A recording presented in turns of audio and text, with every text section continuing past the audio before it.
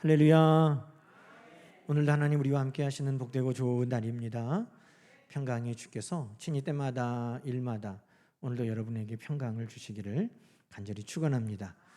우리 옆에 있는 성도님들 함께 축복하십시다. 사랑하는 자여, 영혼이 잘 되고 범사가 잘 되고 강건할지어다. 아멘. 우리 하나님 앞에 영광의 박수 올려드립시다. 하나님 감사합니다. 날씨가 이제 점점 더워지죠. 우리나라 기온은 더워지기만 하면 좋은데 이 남태평양에서 습한 공기가 올라오기 때문에 이 문제가 불쾌지수도 함께 이제 올라갑니다. 그래서 여름이 되면 기뻐하고 감사하고 이렇게 살기가 참 어려워요.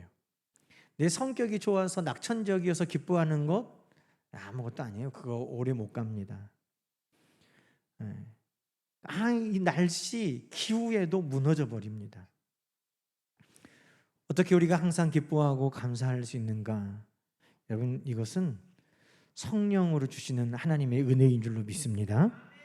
성령께서 우리 가운데 계실 때 모든 것들을 이겨내는 기쁨과 감사가 우리 안에 넘치게 되는 것입니다.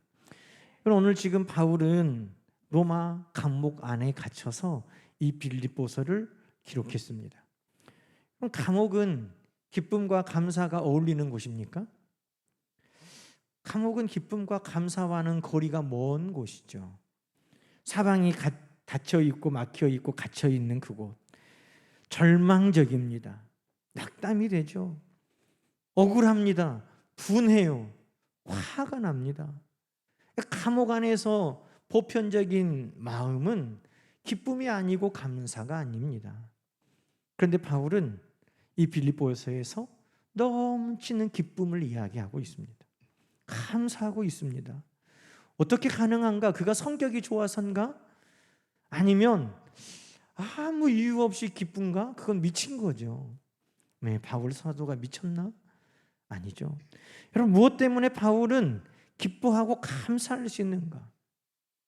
오늘 그 이유를 말씀을 통해 우리 모두도 마음에 새기고 어떤 환경과 여건에서도 빼앗기지 않는 기쁨과 감사가 우리 안에 늘 있기를 주의 이름으로 축원합니다.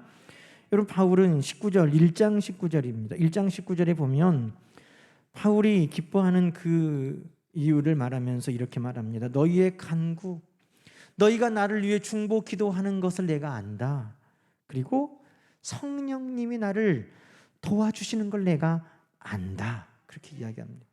바울이 기뻐한 이유가 성도들이 나를 향하여 지금도 끊임없이 하나님 앞에 기도하고 있고 성령 하나님이 나를 도우시기 때문에 나는 기뻐한다.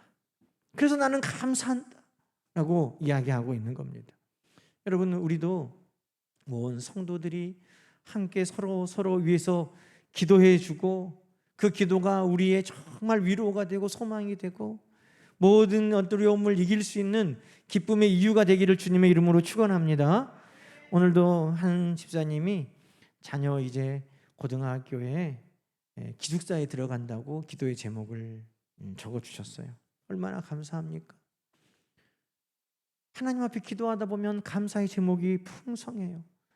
자녀 주신 것도 감사한데 고등학교 갈 때까지 건강하게 지켜주셔서 감사한데 또 이제 기숙사에 입학할 수 있도록 하나님께서 성적도 주시고 또 환경도 주셔서 얼마나 감사한지 기도하다 보면 하나하나가 다 감사한 것이죠. 여러분, 우리가 함께 기도하는 가운데 하나님이 우리에게 주시는 풍성한 은혜가 더하여지기를 소망합니다. 중보 기도를 통해서 내가 기뻐할 이유가 생겼다는 거죠.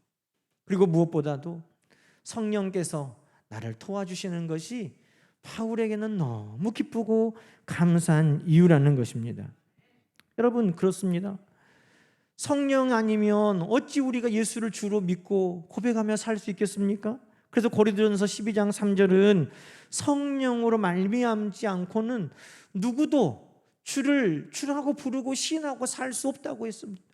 마찬가지로 성령으로 말미암지 않고는 누구도 기뻐하고 감사하며 살 수는 없는 것입니다. 성령께서 우리 가운데 계셔서 성령의 도우심이 깨달아지고 성령의 도우심을 날마다 경험함으로 우리가 기쁨과 감사가 넘치기를 주의 이름으로 축원합니다. 바울이 너희의 기도 성령의 도우심을 안다. 그래서 안다는요, 그냥 내가 지식으로만 내가 들어서만 안다가 아니에요. 그것을 내가 체험적으로 안다는 것을 말하는 것입니다. 성도들이 서로 중보하면 그 기도가 내 삶의 열매로 맺어지니까 내가 알아요. 또 성령께서 지금도 나를 붙들고 도와주시는구나. 바울은 늘 삶을 통해서 그것을 경험했다는 것입니다. 그래서 성령께서 나를 도와주시고 너희의 기도가 있다는 걸 내가 안다. 그것이 우리의 기쁨이 되는 것이죠. 여러분, 오늘도 성령께서 바울에게 어떻게 그가 기뻐하고 감사하게 하셨는가 두 가지를 살펴보면서 우리의 삶 속에도 그런 감사와 기쁨이 있기를 간절히 소망합니다.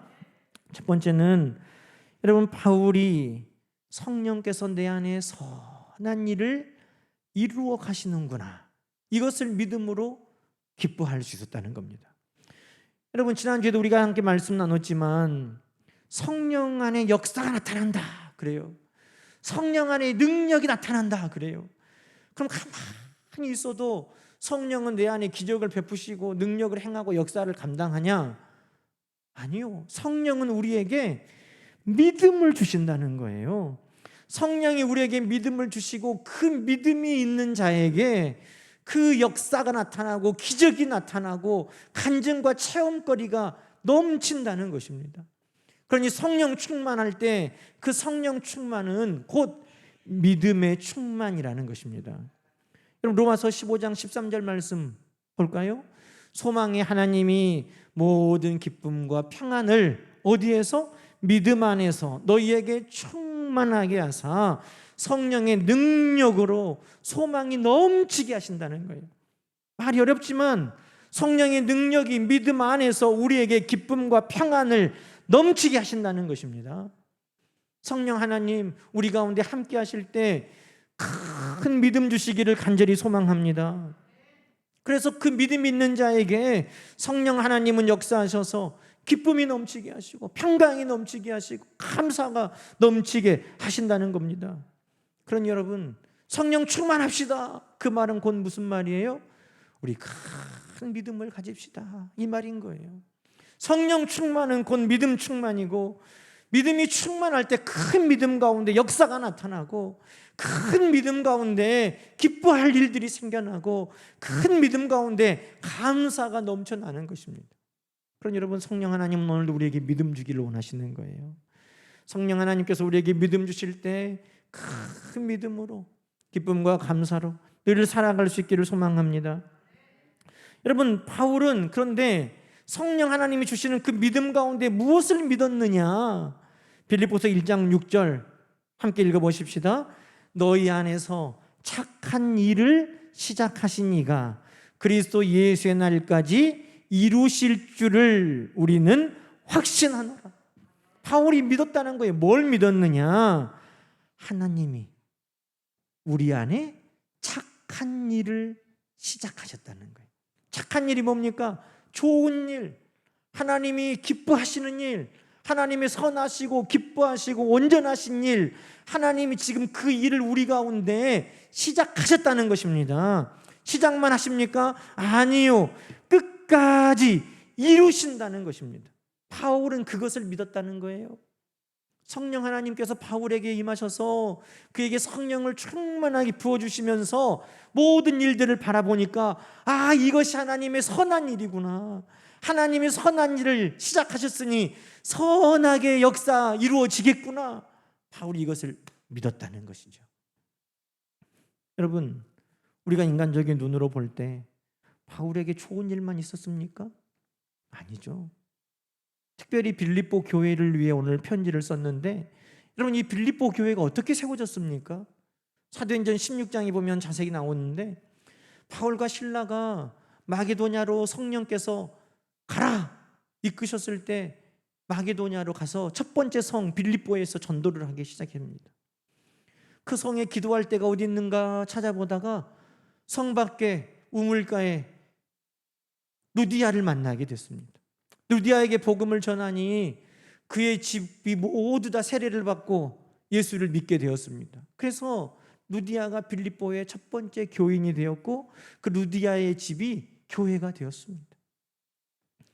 루디아의 집에 머물면서 복음을 전하는데 귀신 들린 여자가 따라다니면서 바울과 실라를 귀찮게 합니다. 나는 당신이 누군지 안다. 그리스도의 종 아니냐? 막 그러면서 아니 복음을 전하려고 하는데 미친 여자가 막 따라다니면서 시끄럽게 소리를 질러요. 바울이 그 여자에게 있는 귀신을 꾸짖고 그 여자의 귀신을 쫓아내고 온전하게 만들었습니다. 여러분, 귀신이 쫓겨나면 얼마나 좋은 일이에요. 그런데 그 여자가 귀신 들려가지고 점을 쳐가지고 주인들이 이득을 좀 봤다는 거예요. 그 여자가 점 쳐가지고 이렇게 하시오 저렇게 하시오 하면 그것 가지고 이익을 좀 보니까 아니 무당이 귀신이 없어지면 어떻게 무당을 해요? 그러니 그 주인들이 바울을 고소했어요. 저 여자가 귀신 들려서 우리에게 이익을 줬는데 저 사람이 귀신을 쫓아가지고 우리 이익이 없어졌다. 참 말이 안 되죠. 그런데 그 말이 안 되는 일로 고발을 당하고 매를 맞고 감옥에 들어갔다는 거예요. 여러분, 하나님이 선하신 일을 하시는 게 맞나? 하나님께서 어떻게 이러실 수 있지? 그런데 여러분, 감옥에 들어갔는데 바울과 실라가 매를 맞은 그 밤에 한밤중에 일어나서 감옥에 있는 모든 사람들이 다 듣도록 하나님을 찬양하고 하나님 앞에 감사로 예배를 드렸다는 거예요. 그랬더니 지진이 일어나는 것처럼 감옥이 흔들리고 옥문이 다 열어지고 바울과 실라를 채우고 있던 쇠사들이 다 풀어지고, 그래서 간수가 죄수들이 도망간 줄 알고 자결하려고 하는데 바울이 죽지 마시오, 우리가 여기 있어. 그럼 내가 어떻게 해야 구원을 받겠습니까? 간수가 말하니까 우리가 잘 아는 대로 주 예수를 믿으라. 그리하면 너와 내 집이 구원을 얻으리라. 그 일이 빌립보 감옥 안에서 있었다는 것입니다. 그렇게 해서 세워진 교회가 빌립보 교회입니다. 빌립보 교회 성도들은 다 알아요. 바울 선생님이 성령에 이끌려서 빌립보로 왔는데 귀신 들린 사람을 고쳐주고 무고하게 감옥에 들어갔고 감옥에서 매를 맞고 고초를 당했는데 거기에서 성령의 역사가 나타나고 간수가 회개하고 예수를 믿고 그의 온 집이 구원받고 빌립보 교회가 세워졌다. 여러분, 하나님께서는 선한 일을 이루어 가십니다. 바울이 감옥에 갇혔어도 바울이 감옥에 있다고 성령의 역사도 멈추는 것 아닙니다. 바울이 감옥에 있다고 하나님도 갇혀 있는 것 아닙니다. 바울이 감옥에 갇혀 있지만 성령님은 지금도 선한 일을 계속하고 하나님은 역사를 계속 만들어 가고 계시는 것입니다. 그것을 빌립보 교회 모든 성도들이 다 봤다는 거예요. 그래서 빌립보서 1장 5절에 보니까 너희가 첫날부터 이제까지 복음을 위한 일에 참여하고 있다. 12절에는 형제들아 내가 당한 일이 도리어 복음 전파의 진전이 된 줄을 너희가 안다. 그렇게 말합니다. 그래요. 빌립보 교회 성도들은 다 알아요. 바울이 감옥에 갇힌 것, 그것 때문에 간수를 만나게 되었고 그것 때문에 간수의 온 집이 회개하고 구원받았고 하나님은 그 일을 통해서 선한 역사를 지금도 이루어 가신다는 것입니다. 요셉이 형들에게 팔려가니까 보디발의 집에 갔고 보디발의 아내에게 모함을 당하니까 감옥에 갔고 감옥에 가니까 바로의 신하를 만났고 바로의 신하를 만나니 그가 바로 앞에 총리가 된 것입니다. 하나하나 보면 너무나 억울하고 분하고 화가 나는 일이지만 바울은 무엇을 믿었느냐? 하나님은 착한 일을 시작하시고 그것을 끝까지 이루어 주시는 하나님이심을 바울은 믿었다는 것입니다. 여러분, 지금도 우리의 삶에 절망적인 감옥과 같은 일이 있을 수 있습니다. 화나는 일, 분한 일, 낙담되는 일, 아무것도 할 수 없는 무기력한 일. 여러분, 그러나 우리가 기뻐할 수 있는 이유는 무엇입니까? 나는 갇혀 있으나 나는 아무것도 할 수 없으나 그러나 지금도 하나님이 일하고 계신다는 것을 믿을 때 우리는 기뻐할 수 있다는 것입니다. 빌립보서 1장 6절 말씀을 다시 볼까요? 너희 안에서 착한 일을 시작하신 이가 그리스도 예수의 날까지 이루실 줄을 우리는 확신하노라. 여러분, 이 말씀을 내 말로 고백해 봅시다. 내 안에서 착한 일을 시작하신 하나님께서 끝까지 이루실 줄을 나는 믿노라. 내가 그렇게 고백해야 내 삶에 기쁨이 넘치게 되는 거예요. 로마서 8장 28절에 말하는 것처럼 우리가 알거니와 하나님을 사랑하는 자 곧 그의 뜻대로 부르심을 입은 자들에게는 모든 것이 합력하여 선을 이루느니라. 우리가 알거니와가 아니라 내 믿음으로 고백하는 거예요. 나는 믿습니다. 하나님을 사랑하는 내게 모든 것이 합력하여 선한 역사가 될 줄로 믿습니다. 여러분, 이것을 바울이 믿었다는 거예요. 성령이 함께 하시니, 그에게 믿음을 주시니, 그것을 눈에 보이는 대로만 믿는 것이 아니라 그 가운데 하나님의 선한 역사가 있다는 것을 믿었다는 것입니다. 여러분, 에레미야 33장, 우리가 잘 아는 그 말씀 가운데도 에레미야는 시위대 뜰에 감옥에 갇혀 있습니다. 그 당시 감옥은 우물처럼 땅을 깊이 파가지고 사람을 던져놔요. 그 좁은 곳에, 막힌 곳에, 하늘밖에 보이지 않는 곳에서. 그런데 여러분, 에레미야에게 하나님께서 뭐라고 말씀하신 줄 아세요? 에레미야는 지금 갇혀 있습니다. 아무것도 할 수 없습니다. 소망도 가질 수 없습니다. 그런데 하나님이 에레미야 33장 2절에 그렇게 말씀하세요. 함께 읽어보십시다. 이를 행하시는 여호와. 어떤 하나님이라고요? 일을 행하신다는. 어떤 일이에요? 착한 일, 선한 일. 지금 에레미야는 갇혀 있어서 아무것도 못하는데 하나님은 일하신답니다. 또 뭐라고 말합니까? 일을 행하는 여호와, 그것을 만들며 성취하는 여호와. 할렐루야.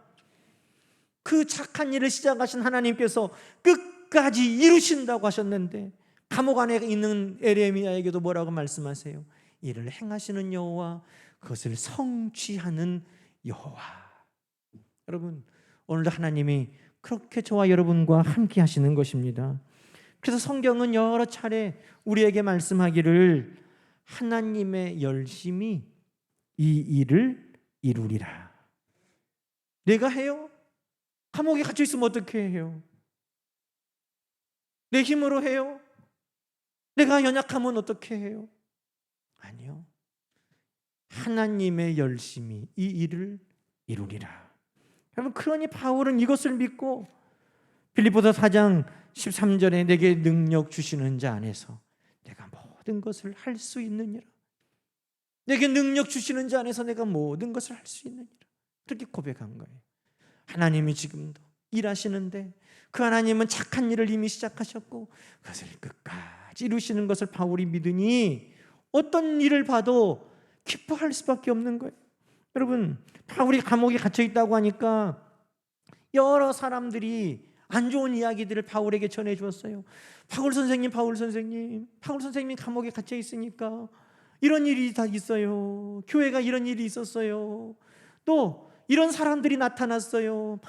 이런 이야기들을 하는 거예요.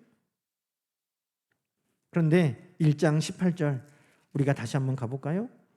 1장 18절에 바울이 나는 기뻐하고 또한 기뻐하리라 하는 그 말씀 앞에 18절, 자, 처음에 말씀 한번 읽어볼까요? 그러면 무엇이냐? 자, 여기까지. 그러면 무엇이냐? 좀 이해하기 어렵죠? 다른 성경 번역을 한번 볼까요? 이게 무슨 뜻인지? 그러면 무엇이냐? 이 말이 무슨 의미냐면 그것이 무슨 상관입니까? 그것이 무슨 상관입니까? 그러면 어떻습니까? 따라하십시다, 여러분. 그것이 무슨 상관입니까? 그렇지만 어떻습니까? 이 무슨 말이에요? 지금도 하나님이 선한 계획을 가지고 하나님이 일하고 계시는데 그것이 무슨 상관이 있겠습니까? 내가 갇혀 있는 것, 그것이 무슨 상관이 있겠습니까? 저 사람들이 대적하는 것, 그것이 무슨 상관이 있겠습니까? 하나님이 일하시는데, 하나님이 선한 계획을 가지고 끝까지 이루시는데 그것이 무슨 상관이 있습니까? 그러니 나는 기뻐하고 또한 기뻐합니다. 저는 우리 입술에 그 고백이 많았으면 좋겠어요. 다른 사람들은 꼭 세상이 망하는 것처럼 염려하고 걱정하고 근심해도 우리는 그렇게 하지 말고, 그러면 어떻습니까? 그러면 무슨 상관입니까? 하나님이 지금도 선한 역사로 우리 위해 일하고 계시는데 우리는 기뻐합시다. 할렐루야. 그렇게 우리 모두가 기뻐할 수 있기를 소망합니다. 바울은 또 어떻게 감사합니까? 성경 말씀에 보니까 바울이 감사할 이유, 오늘 4장 6절 7절 말씀이에요. 여러분, 감사하지 않는 사람들은 무엇을 선택하냐면 염려, 걱정, 근심을 선택하는 거예요. 여러분, 염려, 걱정, 근심도 믿음이에요. 일이 잘못될 것에 대한 믿음, 일이 틀어질 것에 대한 믿음, 그것이 염려가 되고 걱정이 되고 근심이 되어 그를 사로잡아가는 거예요. 그런데 바울은 무엇을 믿습니까? 7절 말씀 보니까 모든 지각에 뛰어난 하나님을 믿어요. 모든 지각에 뛰어난 하나님, 그 하나님이 우리를 지키신다는 거예요. 7절 다시 보세요. 모든 지각에 뛰어난 하나님이 지키신다.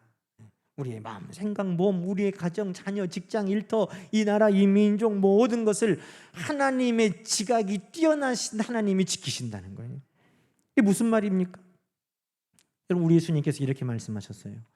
염려한다고 너희 중에 누가 키를 한 자라도 더할 수 있느냐? 염려한다고 여러분 키가 자라날 수 있습니까? 만약에 그래서 자라날 것 같으면 컸겠죠. 염려함으로 안 되는 거죠. 우리가 염려한다고 하나님의 의를 이룰 수 없습니다. 염려한다고 우리가 무엇인가를 이룰 수 없습니다.